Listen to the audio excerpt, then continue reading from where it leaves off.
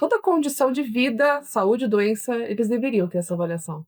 A alimentação faz parte de tudo. Dá um exemplo para nós aí de, por exemplo, uma outra coisa que, olha, isso aqui tem algum desbalanceamento nutricional envolvido. Se visual, você chega, você olha, te ligaram, fala, olha, doutora Rafaela, tô com dúvida aqui, o animal está apresentando isso. Por exemplo, o que seria o isso? A queda de pelo acentuada, acho que a pele ela reflete muito o que está acontecendo no organismo deles.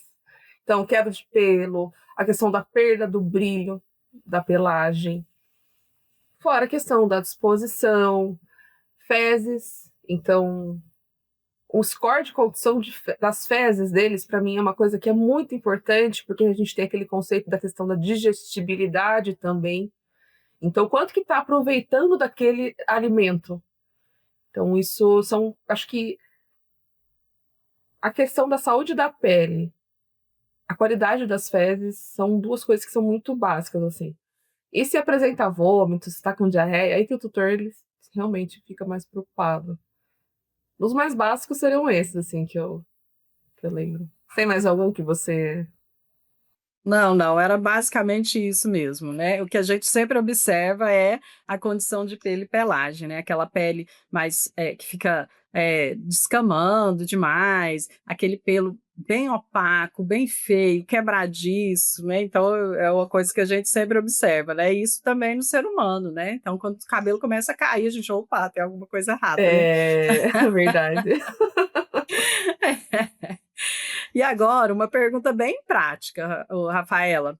É, quando que o profissional, né, médico veterinário ou o responsável pelo animal, ele deve buscar o auxílio de um nutricionista veterinário? Teve qualquer dúvida de alimentação, deveria já procurar. Ou mudança de fase, então, de filhote para adulto, de adulto para sênior, geriátrico, seria muito importante eles passarem a avaliação nutricional. A gente realmente readequar e também otimizar, suplementar realmente aquilo que ele precisa, além do que ele já oferece, para ajudar na questão da saúde mesmo. E, lógico, quer mudar de modalidade, quer mudar da alimentação comercial, a ração, para alimentação natural, né? Não teria que discutir, precisa passar. Animal que tem perda de peso, que está ganhando peso, dúvida de quanto vai dar de petisco, o que pode, o que não pode oferecer, todos esses deveriam passar. E, a, e eu acho que o que eu percebo muito, infelizmente ainda a nutrição, ela, graças a Deus, tem evoluído muito, mas a gente ainda percebe que, em último caso, aquele paciente doente renal vai passar por uma avaliação nutricional às vezes. Então, eu sinto às vezes falta disso também, tá, Kelly? Toda condição de vida, saúde, doença, eles deveriam ter essa avaliação. A alimentação faz parte de tudo. Então, ou seja, o nutrólogo veterinário, ele é um aliado, né, do veterinário generalista. Então, o que você está falando é que em qualquer situação, né, mudança de rotina, por exemplo, né, de mudança de alimentação, mudança de fase de vida, sempre o nutrólogo deveria estar junto, né? Isso é bem importante, bem legal, porque as pessoas acham o que a gente sempre vê, que é uma dúvida, né, muitas vezes, tanto do veterinário quanto do responsável pelo animal, é que eu vou sempre só chamar um nutricionista ou nutrólogo veterinário quando o tutor, né, o responsável pelo animal, ele quer fazer a troca do tipo de alimentação, e na verdade não é, né? Então são especialidades dentro da medicina veterinária, que o médico veterinário generalista é uma especialidade, o nutrólogo veterinário, o nutricionista, ele é uma especialidade que deve estar ali sempre junto, né, junto ao veterinário generalista, aquele que atende de tudo ali, que faz ali o básico, né, digamos assim. Mas e falando aí, então, na sua rotina diária, já que a gente está falando, né, de o porquê e quando e como chamar, né, o nutrólogo ou nutricionista, né, para fazer uma avaliação, o que que é essa avaliação nutricional? O que que é feito?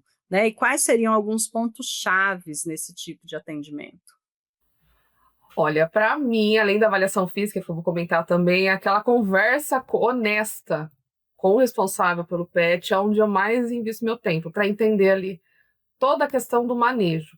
Mas falando mais direcionado, a anamnese para a parte nutricional, a gente precisa determinar a necessidade nutricional, então a idade, a raça, o sexo, peso, histórico de saúde, a condição corporal, né? Então tem tanta questão que a gente faz no exame físico também, a avaliação de condição corporal, que é o score de condição corporal, índice de massa muscular, também muito importante, avaliar o nível de atividade física, então eu preciso entender o que que é, porque muitas vezes o responsável pelo animal, ele fala que o cachorro dele é ativo.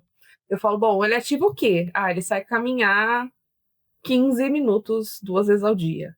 E a gente sabe que o animal, para considerar, né, um animal mais ativo, é mais que isso.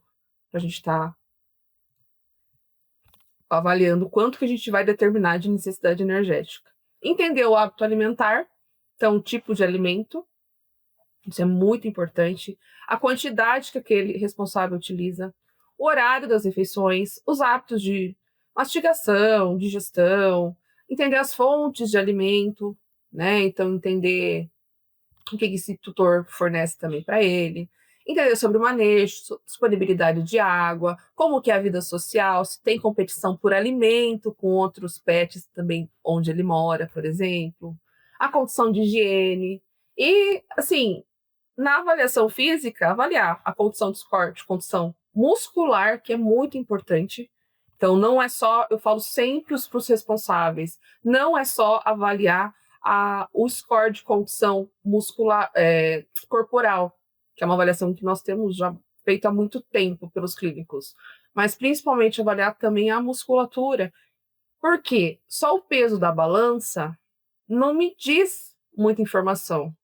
Então é muito comum, às vezes, a gente atender caso do paciente que ele manteve o peso, só que na verdade ele fez uma conversão da massa magra do músculo e ganhou gordura.